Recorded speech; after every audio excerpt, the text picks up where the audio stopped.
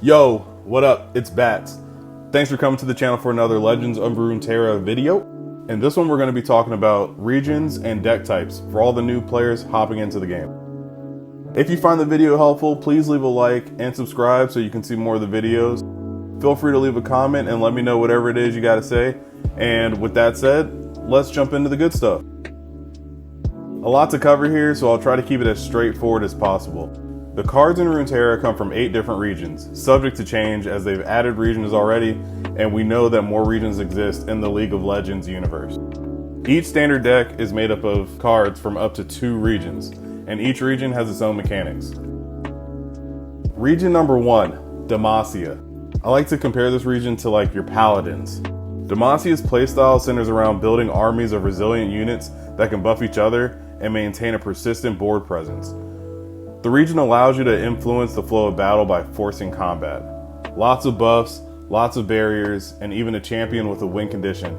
You literally straight out win the game when Fiora kills 4 enemies and survives. Region number 2, the Freljord. Freeze your enemies or swarm them with Poros.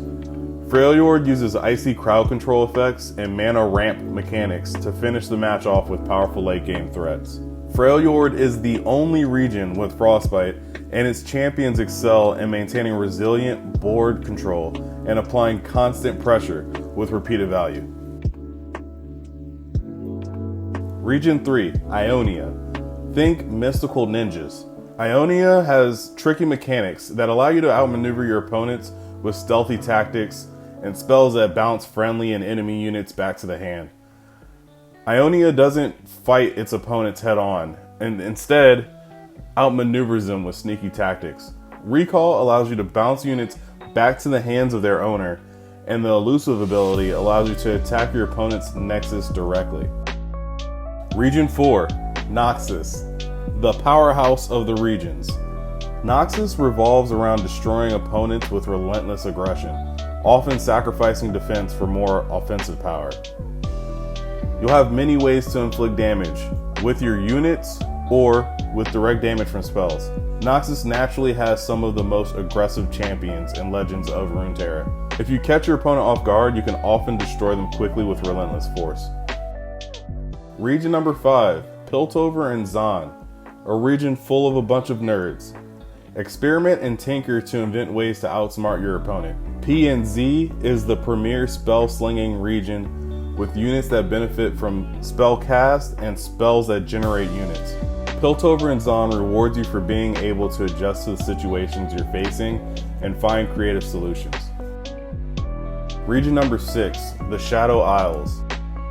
Haunting spirits and the undead. The Shadow Isles use mechanics that focus on sacrificing units that have benefits when they die and resurrecting units for continuous value.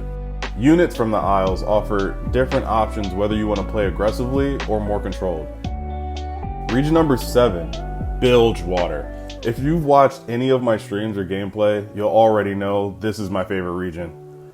Bilgewater has an explosive playstyle with mechanics that can be risky, but really reward you for being able to think ahead. Whether it's trying to kill your opponent quickly with cannons and guns, or playing controlled with huge sea monsters, you'll find viable builds across the aggro to control deck spectrum. Keep watching if you're curious on what exactly the aggro control spectrum is. Region number 8, Targon. Ancient Aliens. This is our newest region. It comes with its own new unique keywords and mechanics. Spellcasters of Light and Dark bring Daybreak and Nightfall effects depending on if the cards are played early or late in the turn. You also can now invoke, aka create celestial cards that are a bit OP. Oh, and we can't forget Space Dragons and the biggest cards in the game. Okay, so what is this aggro control spectrum? And what dictates what kind of deck you're using?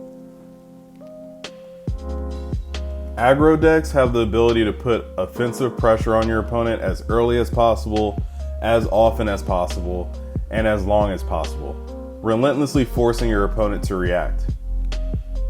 Mid-range decks are the balance between aggro and control. These decks can change strategies mid-fight and are generally well-rounded. Combo decks want to pull off specific maneuvers to get 2 or more cards working together to get some kind of win condition or a really big play. Ramp decks focus on getting lots of mana fast and dropping your high cost cards in before your opponent has a chance to get something powerful on the field. Control decks are for smooth, strategic long games, usually ending with powerful cards and big plays. You can also make your opponent just run out of resources with these. The spectrum ranges from tempo cards at aggro up to your value cards in control. I know this is a lot of info to take in, and your time is so valuable. So I want to say thank you if you made it this far in the video. In the next one, we'll take a look at keywords and abilities. As always, leave a like if you see fit, subscribe if you want to see more, and comment if you got something to say.